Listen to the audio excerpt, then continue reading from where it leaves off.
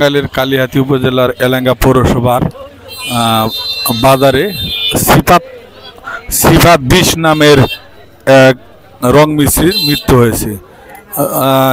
রয়েছি আমরা সেই ঘটনাস্থলেই। রং মিস্ত্রি এই বিল্ডিংয়ে সকালে রং করতে আসে এবং তিনি হঠাৎ করেই এই ১১,০০০ তারের ভোল্টেজে বিদ্যুৎ সৃষ্টি হয় এবং ঘটনাস্থলেই তিনি মারা যায়। আমরা রয়েছি সেই বিল্ডিংয়ের ছাদে। তার মরদেহটি কিন্তু এই বিল্ডিংয়ের নিচে পড়ে রয়েছে। সেই লাশটি কিন্তু দেখার জন্য অসংখ্য দর্শনার্থী ভিড় জমিয়েছে। আপনারা দেখতেই পাচ্ছেন লাশ যে কোনো ফেসবুকের কিছু গাইডলাইনের কারণে দেখতেই পাচ্ছেন দাড়ি দিয়ে পেঁচানো রয়েছে লাশটি। সিফাত ২০ তিনি এই সকালে ভোরে এই বিল্ডিংয়ে কিন্তু রং করতে আসে। রং করা অবস্থায় ঘটনাস্থলেই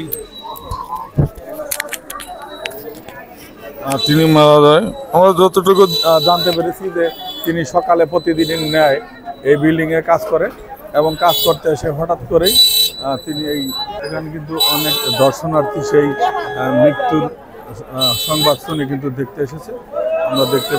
আমরা রয়েছি সেই ঘটনাস্থলে রয়েছি। এখান দিয়ে কিন্তু ১১,০০০ ভোল্টেজের তার এই বিল্ডিং এর পাশ দিয়ে চলে গেছে।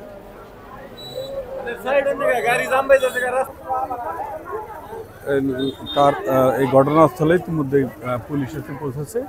তারপর সিদ্ধান্ত নেওয়া হবে কি লাশটি কি করা হবে। এই বিল্ডিং এর মধ্যে সকালে দেখতে পাচ্ছেন রং করা এবং এখানে কিন্তু উপর দিয়ে ৩৩,০০০ ভোল্টের বিদ্যুতের লাইন। ৩৩,০০০ ভোল্টের লাইনে হঠাৎ করে সংঘর্ষ হয় এবং তিনি সেই ঘটনাস্থলেই মৃত্যু হয়।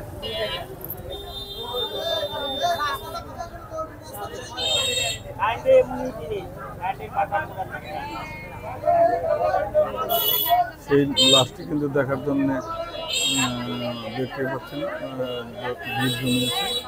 লাশ তার এখানে এই পড়ে রয়েছে।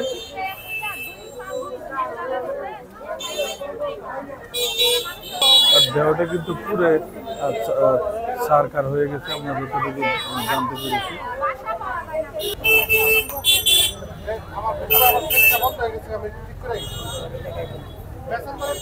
দুলাল